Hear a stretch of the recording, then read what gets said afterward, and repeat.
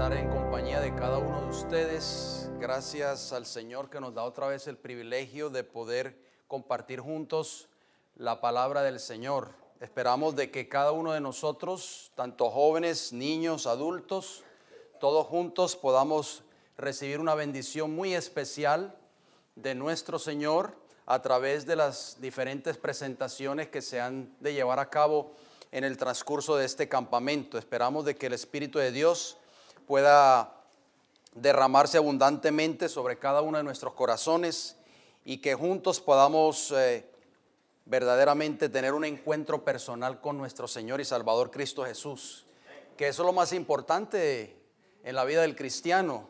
Definitivamente estamos viendo los eventos que están transcurriendo rápidamente, como lo dijo la sierva del Señor en el libro Testimonios para la Iglesia, el tomo 1, hay un capítulo que les recomiendo que lo lean, se llama La Crisis Final, muchos de ustedes tal vez lo han leído, y ella dice allí en ese capítulo que los acontecimientos finales van a ser rápidos.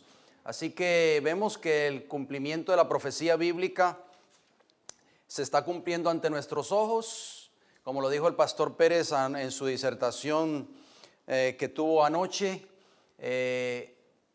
La profecía bíblica se cumple ante nuestros ojos y nosotros como pueblo de Dios debemos hacer una preparación individual para encontrarnos muy pronto con Jesús.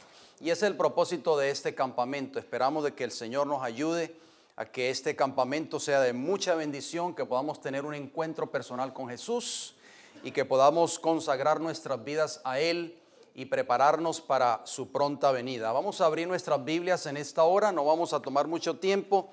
Y vamos a abrir nuestras Biblias en el capítulo 8 del libro de Mateo.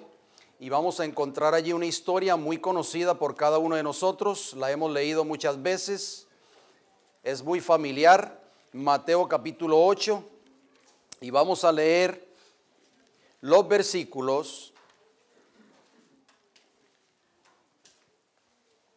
del 23 hasta el 27. Mateo capítulo 8, versículos 23 hasta el 27. Y entrando él en la barca, o sea Jesús, sus discípulos le siguieron, dice el versículo 23. Y he aquí que se levantó en el mar una tempestad tan grande que las olas cubrían la barca, pero él dormía. ¿Quién dormía? Jesús. Y vinieron sus discípulos y le despertaron diciendo: Señor, sálvanos, que perecemos.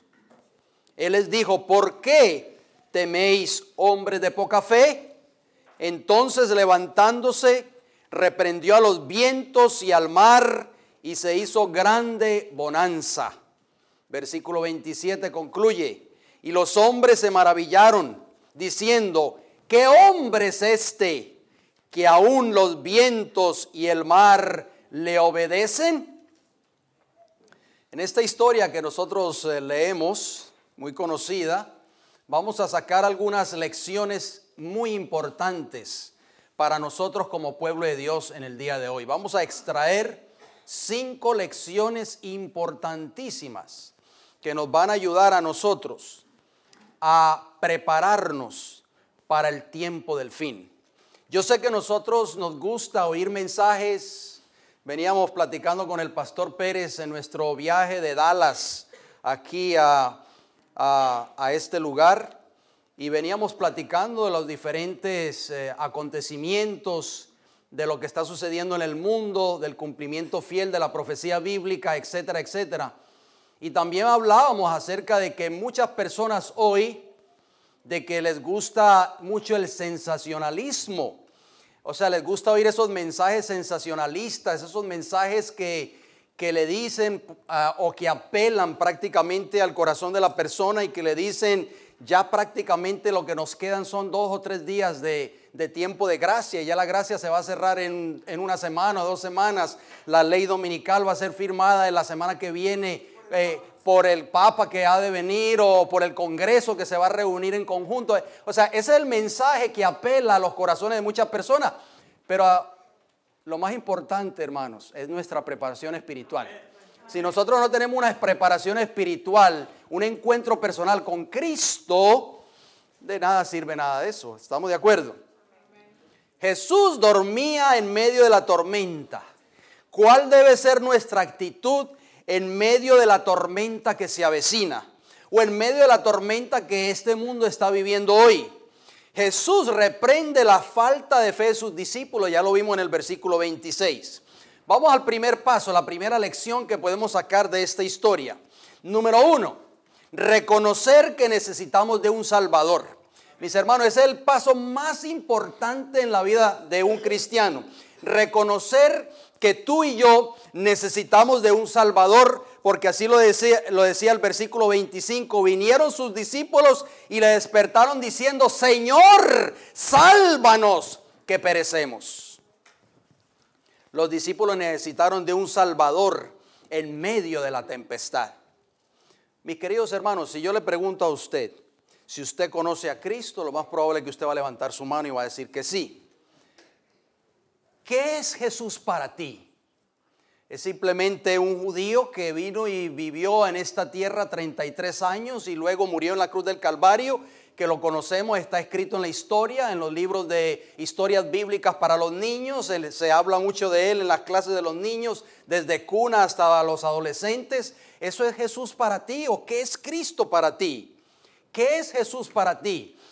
Los discípulos estuvieron 3 años y medio con el Salvador Jesús. Desayunaban con él, almorzaban con él, dormían con él, en fin, cenaban con él. Donde quiera que él iba, Jesús estaba con sus discípulos, pero en esos 3 años y medio nunca lo conocieron como su Salvador. Lo conocieron como un futuro Salvador que iba a venir a este mundo, los iba a liberar del yugo romano, los iba a libertar finalmente, se iba a autoproclamar como rey de Israel, iba a ocupar el trono vacante de David, se iba a coronar de rey allí en Jerusalén, y finalmente ellos iban a volver a ser esa nación poderosa, iban a volver a anhelaban ser nuevamente ese pueblo poderoso que existió, que tuvo ese auge, ese dominio o esa fama en los tiempos del rey David. Ese era el Mesías que ellos veían. Ellos no lo conocían como su Salvador personal. Nosotros tenemos que conocer a Jesús no como un libertador que vino y murió por nosotros, sino que lo tenemos que conocer como un Salvador de tus pecados y de mis pecados. Muchos hoy no creen en un Salvador que se llama Cristo Jesús. Para ellos simplemente es un cuento, es algo ficticio, es una fábula. Creen en sí mismos. ¿Por qué? Porque creen en el dinero, creen en las riquezas, en la fama, en la posición económica, en el trabajo, etcétera. Pero no saben de que tienen un Salvador en el cielo que los puede liberar de sus pecados. En Mateo capítulo 1, versículo 21 nos dice: y será llamado su nombre Jesús, porque él salvará ¿a quién? A su pueblo de sus pecados. Esa es la experiencia que tú y yo necesitamos vivir hoy. Tenemos que aprender a conocer a Cristo como nuestro Salvador, como el Salvador de mi pecado. Los discípulos, mis hermanos, conocieron a Jesús después de que fue derramado el Espíritu Santo. Vayamos a Lucas capítulo 2, versículo 10.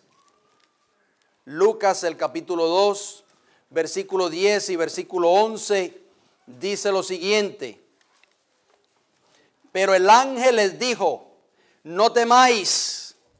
Cuando estaban los pastores allí en las montañas de Judá pastoreando sus rebaños: no temáis, porque aquí os doy nuevas de gran gozo, que será para todo el pueblo. ¿Cuáles eran esas nuevas de gran gozo? ¿Cuáles son? Que os ha nacido hoy en la ciudad de David, ¿qué cosa? Un Salvador, que es que Cristo el Señor.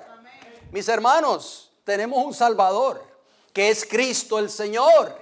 Ese Salvador puede salvarte a ti y a mí de mis pecados. ¿Cuál es el mayor testimonio que nosotros podemos dar en favor del Evangelio? ¿Cuál es el mayor testimonio? Primera de Juan, capítulo 4. Estas palabras escritas por un hombre que se llamó Juan. Un hombre que fue llamado por Jesús, el hijo de ¿quién? Del trueno. Un hombre que tenía muchos defectos de carácter, ¿sí o no? Como muchos de nosotros los tenemos. Pero fue transformado por el poder de Cristo Jesús. Pudo reconocer en su vida de que ese Salvador que se llama Cristo Jesús es un Salvador real. Es un Salvador que cambia la vida del que lo recibe. Es un Salvador que te puede dar la victoria sobre el pecado. Primera de Juan capítulo 4 versículo 14. Noten lo que escribió este hombre.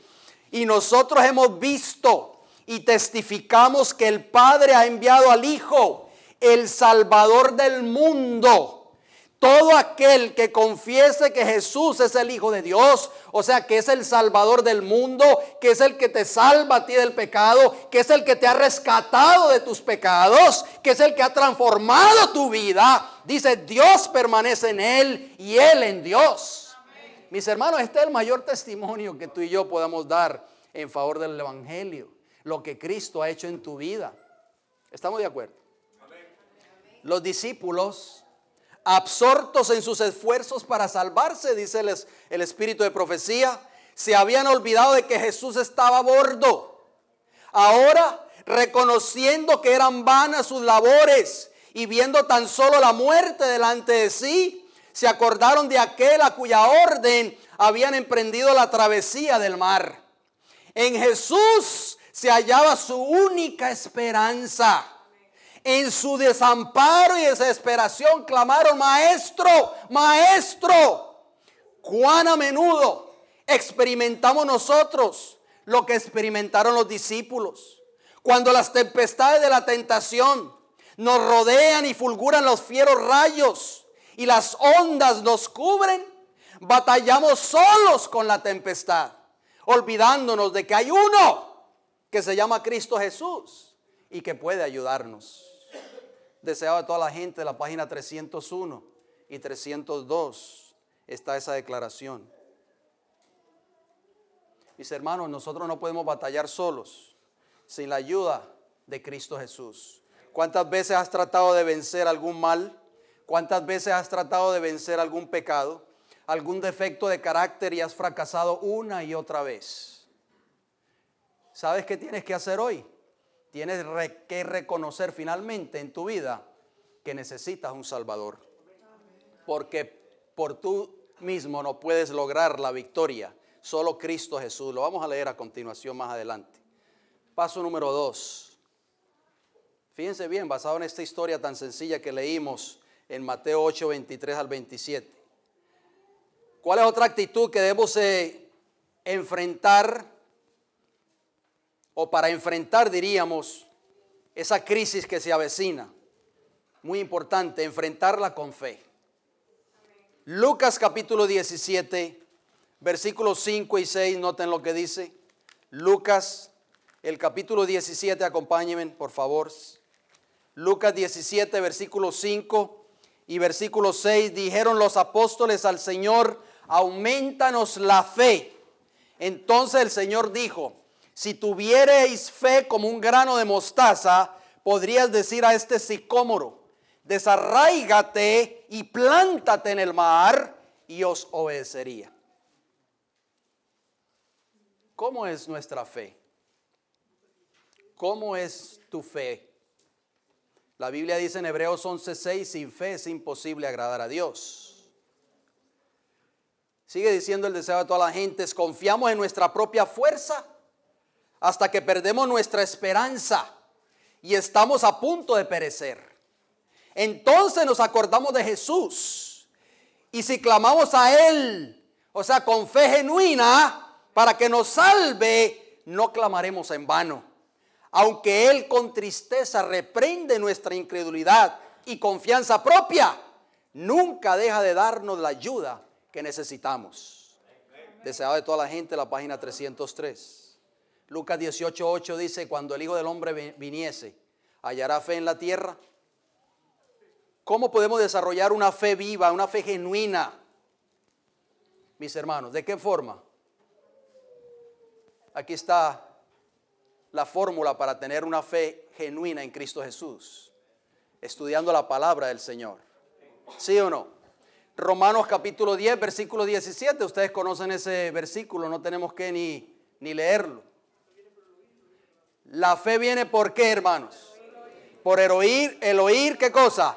La palabra de Dios. Pero como decía el hermano Ronnie hoy, en su disertación esta mañana, la tecnología ha invadido al pueblo de Dios en este tiempo. Tenemos mucho tiempo para estar en el celular, tenemos mucho tiempo para estar en Facebook, tenemos mucho tiempo para estar hablando con nuestras amistades, para estar hablando a través de los diferentes medios que la tecnología pues ha dado a esta generación moderna. Pero ¿cuánto tiempo tú dedicas para estudiar la palabra del Señor? Hermanos, ¿cómo podemos desarrollar una fe viva si no tenemos tiempo para estudiar la palabra del Señor? ¿Cómo podemos desarrollar una fe viva si no dedicamos tiempo para la palabra del Señor? ¿Qué tiempo tú dedicas a estudiar este precioso libro cada día? Debemos desarrollar una comunión con el Señor diaria. Si tú no has desarrollado un plan de estudio en tu vida, yo te aconsejo que lo hagas desde hoy.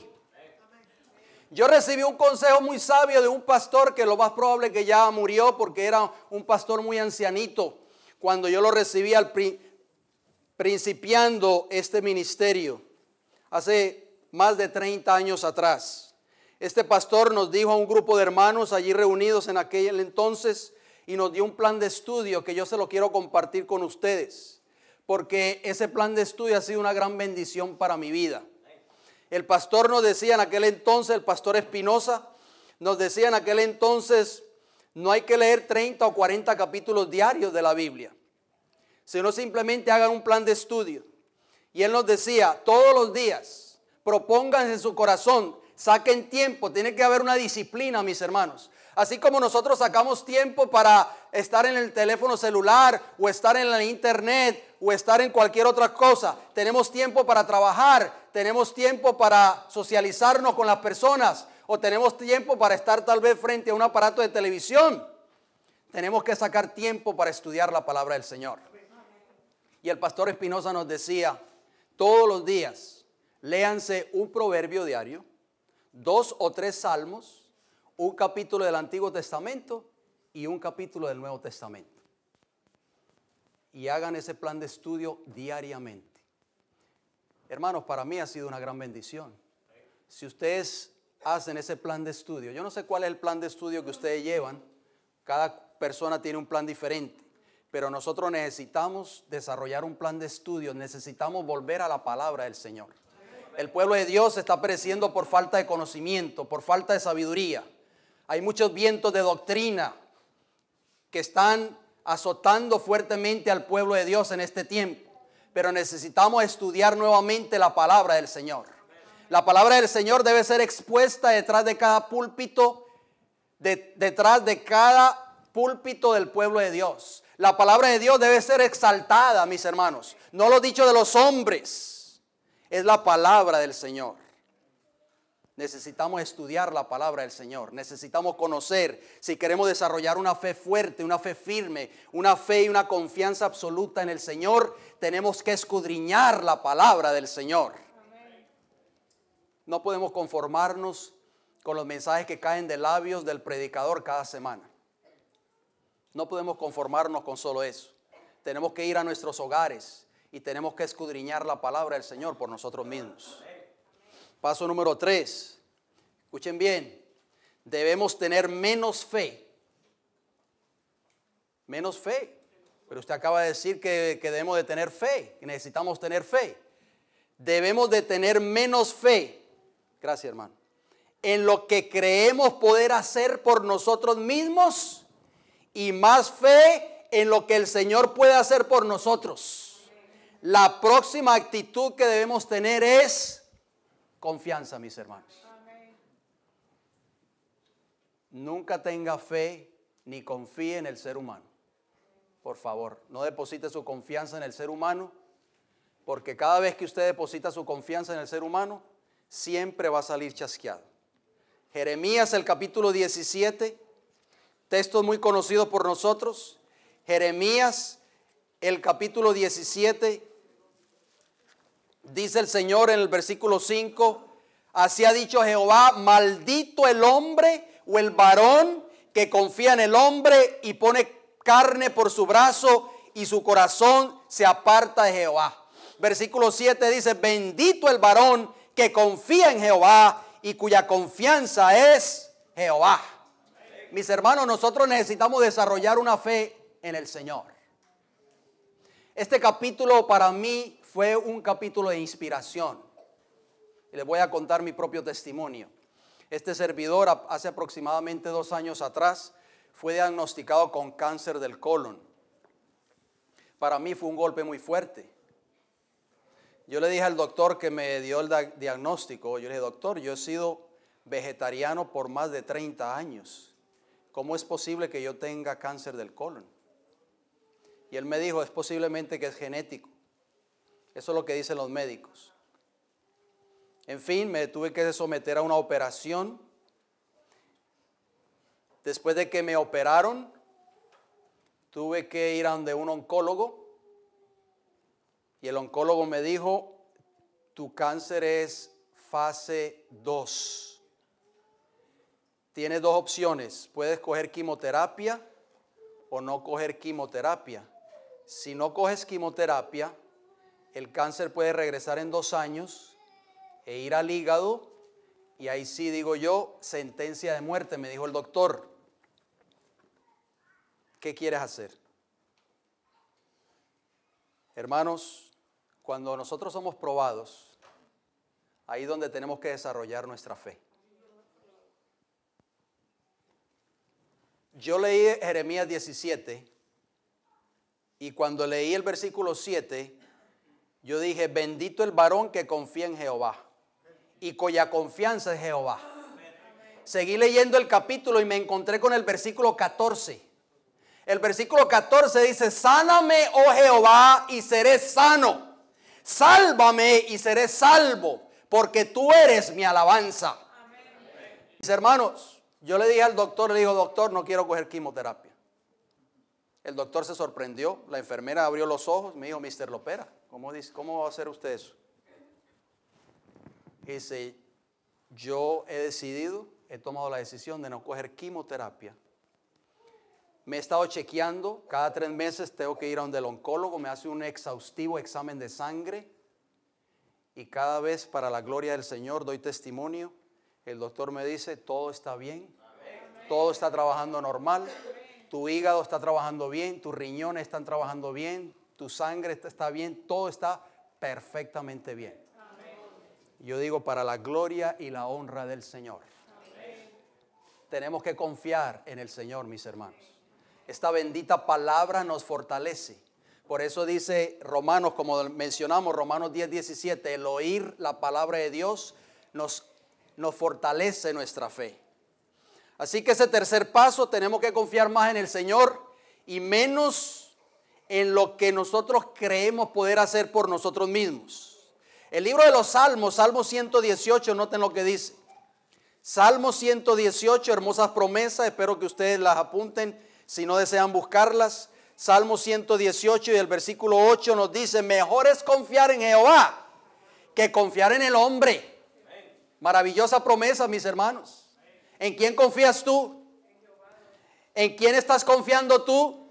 ¿En el pastor de tu iglesia?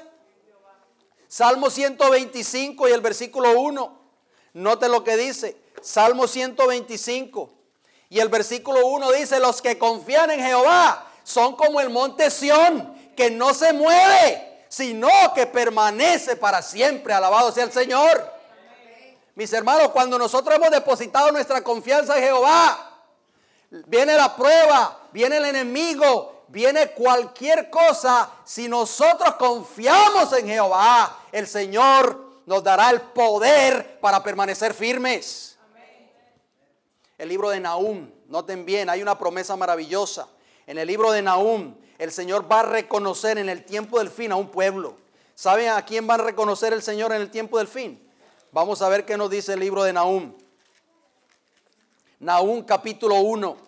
Está después de Miqueas. Nahum capítulo 1.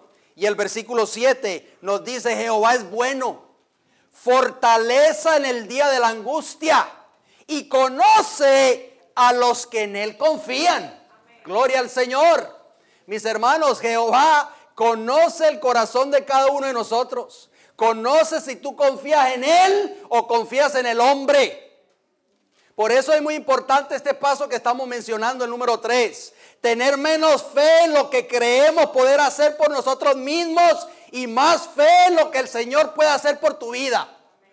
No confíes más en lo que tú puedas hacer por ti mismo, porque siempre vas a fracasar, siempre vas a caer. Confía en Jehová, que Él es tu fortaleza.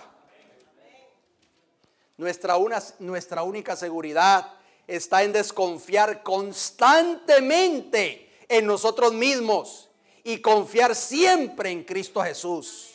El que depende constantemente de Dios, con fe sencilla y confianza en Él, acompañada de la oración, estará rodeado por los ángeles del cielo.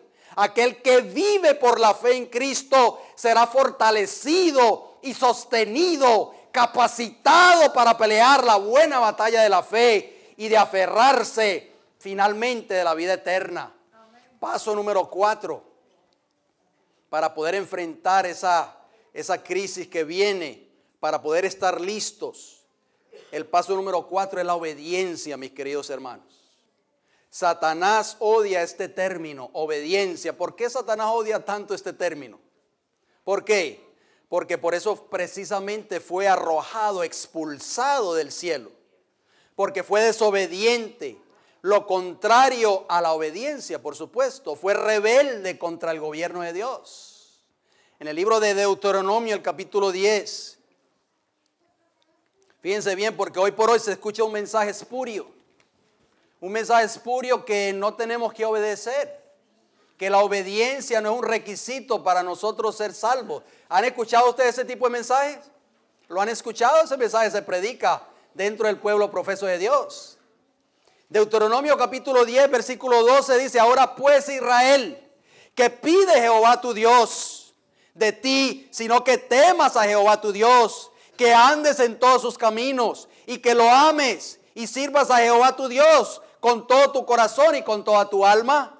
Versículo 13 dice que guarde los mandamientos de Jehová y sus estatutos que yo te prescribo hoy para que tengas prosperidad. ¿Qué pide el Señor Jehová hoy para nosotros? ¿Qué pidió Él del pueblo de Israel antiguo, hermanos? Obediencia perfecta a sus mandamientos. ¿Será que Jehová ya ha rebajado esa norma? ¿Qué ustedes creen? ¿Será que Jehová ya no pide de nosotros obediencia hoy? La prosperidad radica en la obediencia a los mandamientos de Dios. El libro de Hebreos, el capítulo 5, hablando de Jesús. Cristo es nuestro ejemplo. Tenemos que imitar a Jesús. Tenemos que tener la fe de Jesús, ¿sí o no?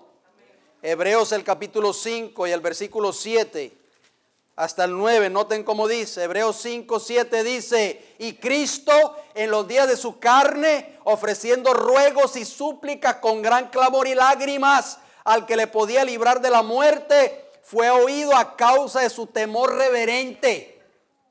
Y aunque era hijo, dice el versículo 8, por lo que padeció aprendió ¿qué cosa? La obediencia, mis hermanos. Versículo 9, y habiendo sido perfeccionado, vino a ser autor de eterna salvación para todos los que ¿qué?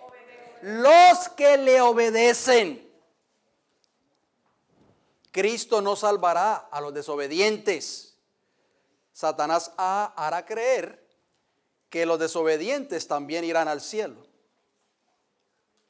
¿Estamos de acuerdo? Por eso es que Satanás ha introducido un sinnúmero de falsas doctrinas dentro del profeso cristianismo hoy. Una de esas doctrinas, ¿cuál es? Hemos estado presentando unos programas radiales allá en Tampa en cuanto a esta falsa doctrina. Ustedes saben que nosotros tenemos un programa, tenemos dos programas. Uno sale aquí, bueno, tres diríamos. Uno sale aquí en Oklahoma City, algunos de los hermanos tal vez lo han escuchado. Uno sale allá en el área de Orlando y otro en Tampa. Después de que nosotros salimos al aire en la ciudad de Orlando los martes, de 4 a 5 de la tarde, vienen otra denominación religiosa y presentan su programa y esta semana pues sentí el deseo de querer escucharlo después de que nosotros salimos del aire y estos dos supuestos ministros estaban diciendo que Mateo capítulo 24, escuche pastor, Mateo capítulo 24 decían ellos, no es para la iglesia de hoy. Ese mensaje fue dado para la iglesia judía en los tiempos de Jesús. Y uno de los mensajes que a mí, hermano, yo cuando escucho esto, yo digo, Señor, ¿por qué? ¿Por qué permite el Señor que estos hombres que dicen ser ministros del Evangelio, que se autoproclaman ministros, echen por tierra la verdad maravillosa escrita en la palabra del Señor?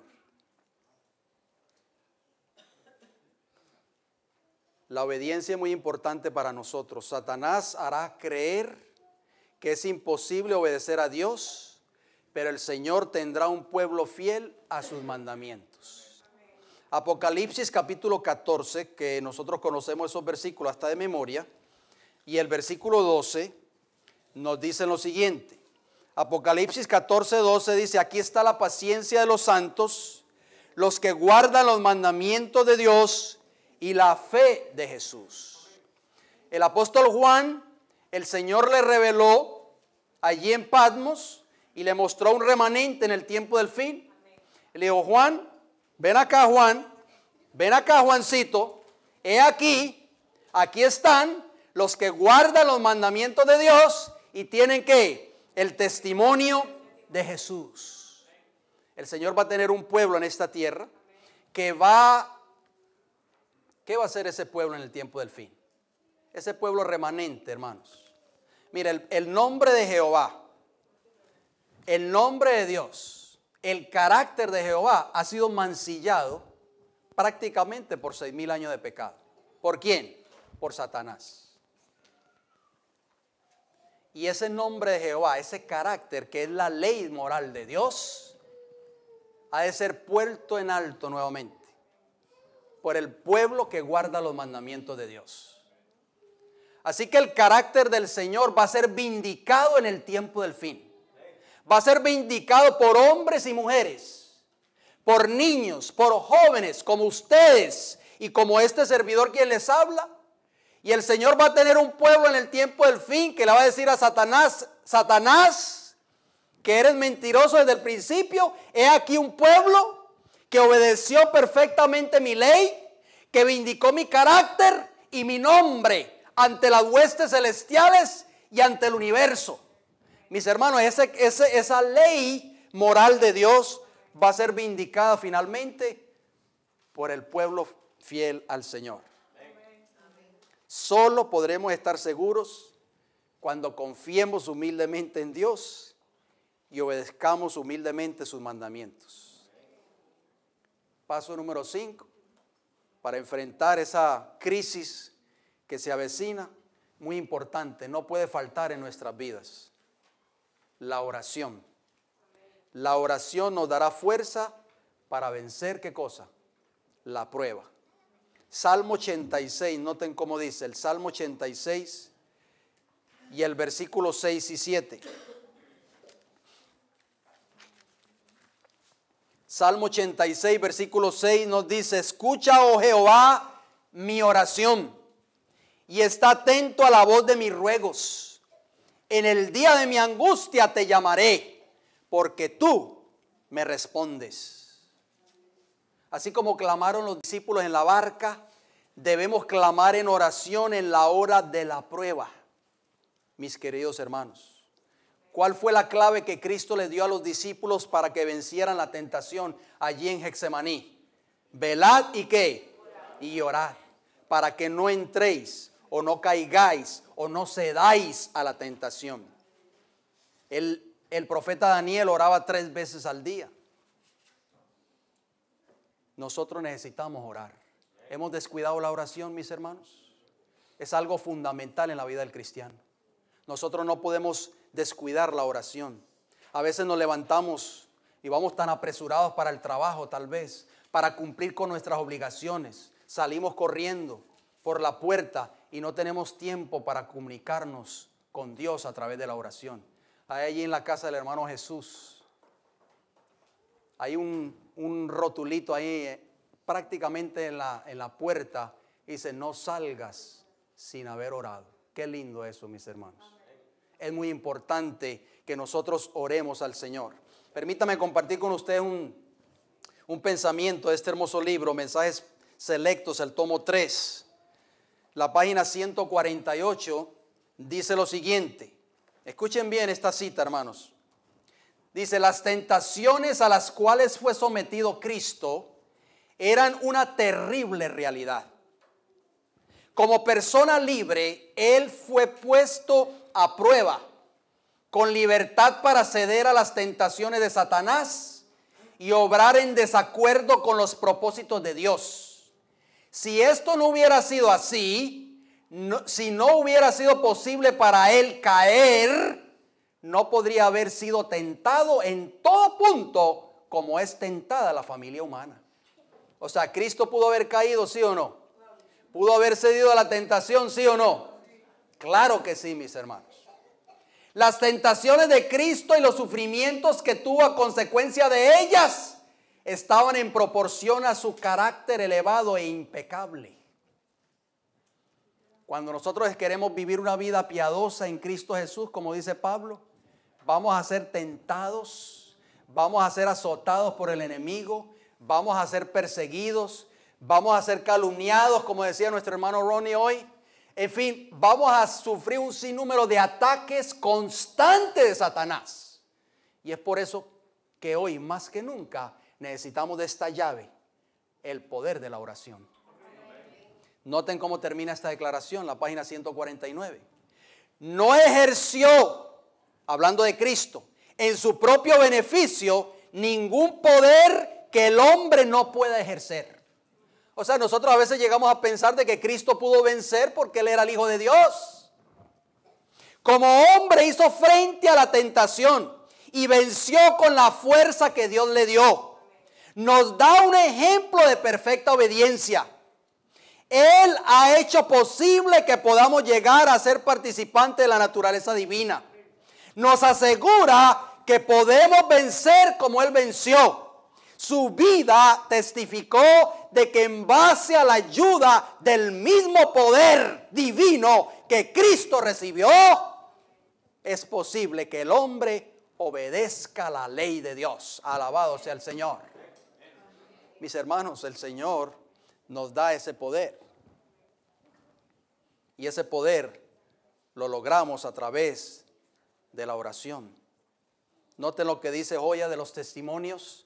El tomo 1, página 24. Toda oración elevada con fe por un corazón sincero será oída y contestada por Dios. Y el suplicante obtendrá la bendición cuando más la necesite. No cuando nosotros la pidamos, porque a veces queremos que Dios conteste nuestras oraciones cuando se lo pidamos y de la forma como se lo pidamos. Pero dice que el Señor responderá la oración cuando, ¿qué? Cuando más lo necesitemos. Y a menudo, óigalo bien, esta excederá sus expectativas. No se pierde una sola oración, oigan bien, hermanos. No se pierde una sola oración de un verdadero santo, si es elevada con fe. Por un corazón sincero, gloria al Señor. Mis queridos hermanos, nosotros necesitamos prepararnos. El tiempo del fin está cerca. Podemos hablar de lo que está pasando en el mundo, podemos predicar de ello. Sí, es muy importante que hablemos de eso, porque es el cumplimiento fiel de la palabra del Señor. El apóstol Pablo y el apóstol Pedro lo dijeron. Pablo dijo: no despreciéis las profecías.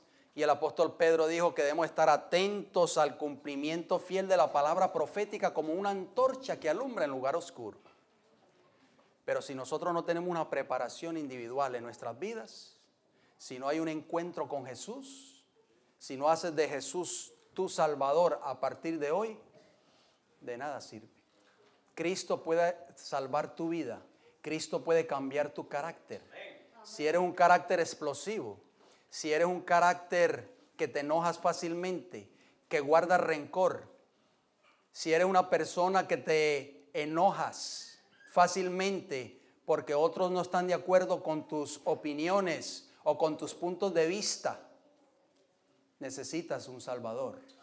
Y ese Salvador se llama Cristo Jesús.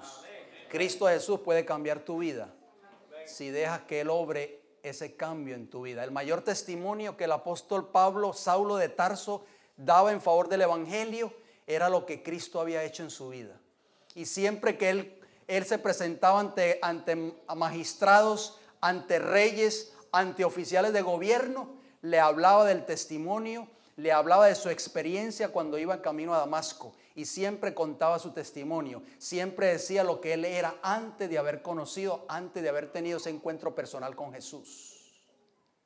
Muchos de nosotros tal vez nos familiarizamos con el carácter de Saulo de Tarso. Necesitamos tener un encuentro con Jesús. Ojalá que ese encuentro con Jesús sea durante este campamento, para que el Señor haga un cambio en nuestras vidas y podamos vivir una vida verdadera, un evangelio genuino y verdadero. Que el Señor nos bendiga en esta hora.